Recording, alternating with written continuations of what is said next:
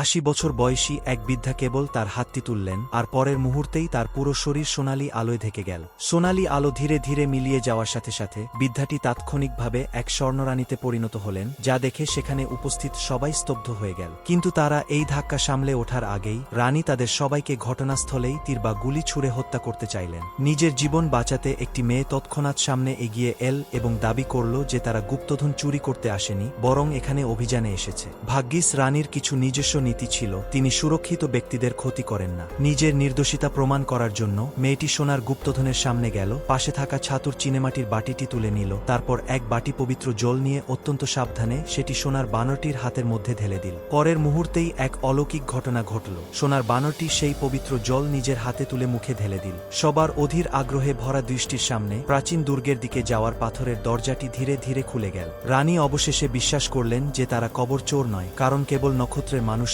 এটি করতে পারে।